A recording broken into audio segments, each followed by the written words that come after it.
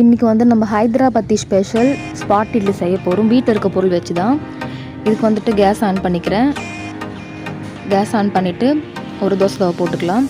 தவா ஹீட் ஆகணும்லாம் அவசியம் இல்லை. டைரெக்டாக இதில் வந்துட்டு ஒரு நறுக்கி வச்ச வெங்காயம், பாதி தக்காளி ரெண்டுத்தையும் சேர்த்துக்கலாம். ஒன்றாவே சேர்த்துக்கலாம். தனித்தனியாக சேர்க்கணும்னு அவசியம்லாம் இல்லை. ஒன்றாவே சேர்த்துக்கலாம். ரொம்ப சிம்பிளாக செஞ்சிடலாம். சேர்த்துட்டு நான் வந்துட்டு ஆயில் சேர்க்குறேன். ஆனால் இந்த இட்லிக்கு வந்துட்டு பட்டர் தான் சேர்க்கணும், வெண்ணெய் தான் சேர்க்கணும். அப்போ தான் வந்துட்டு சூப்பர் டேஸ்ட்டில் இருக்கும். பட் நான் இன்றைக்கி வீட்டில் இருக்க பொருள் வச்சு செய்கிறேன். அதனால் வந்துட்டு நான் ஆயில் சேர்த்துக்கிறேன். வெண்ணெய் சேர்த்திங்கன்னா அல்டிமேட்டாக இருக்கும். நான் ட்ரை பண்ணியிருக்கேன். இப்போ வந்து கொஞ்சமாக வந்துட்டு சால்ட் சேர்த்துக்கலாம்.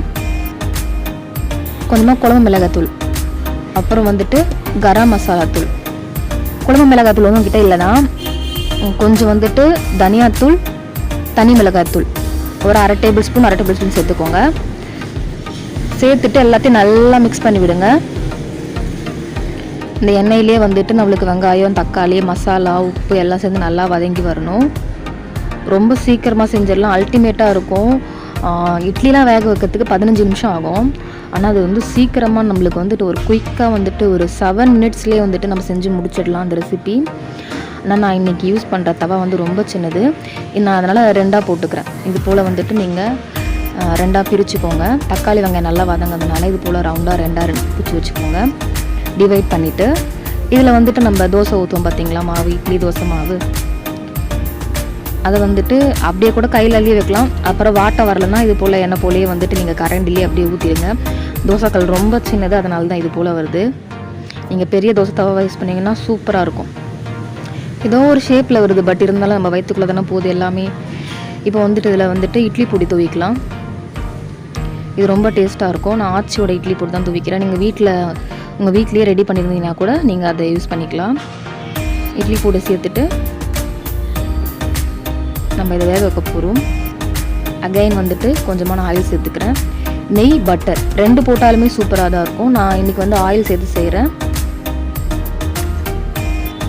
அண்ட் இது மேலே வந்துட்டு கொஞ்சமாக வந்துட்டு கொத்தமல்லி இலைகளை வந்துட்டு நம்ம நறுக்கி வச்சுருக்கோம், அதை சேர்த்துக்கலாம்.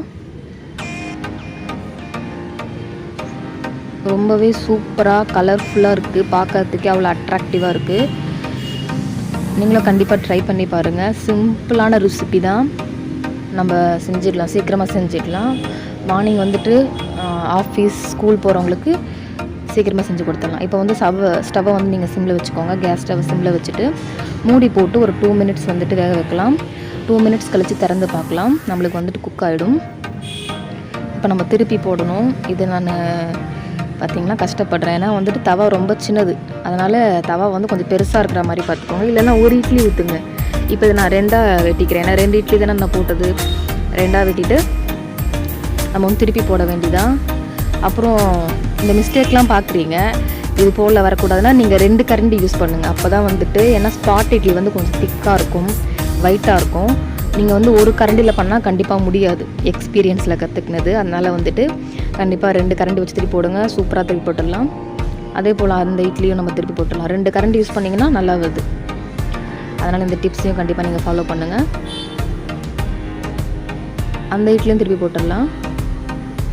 அது ஏட்டா கூடமாக வந்துடுச்சு, பட் பரவாயில்ல, ஓகே தான். திருப்பி போட்டிங்கன்னா நம்மளுக்கு வந்து சூப்பரான, அல்டிமேட்டான, அட்டகாசமான ஸ்பாட் இட்லி வந்து ரெடி. நீங்கள் அப்படியே சாப்பிட்லாம். நான் இன்றைக்கி வந்து சாம்பார் செஞ்சுருக்கேன். அது கூட தான் வந்து சர்வ் பண்ண போகிறேன். இந்த வீடியோ உங்களுக்கு பிடிச்சிருந்தா உங்கள் ஃப்ரெண்ட்ஸ் அண்ட் ஃபேமிலி கூட ஷேர் பண்ணிக்கோங்க. மறக்காமல் நம்ம சேனலை சப்ஸ்கிரைப் பண்ணிக்கோங்க. Thank you so much. நெக்ஸ்ட் வீடியோவில் பார்க்கலாம். பாய்.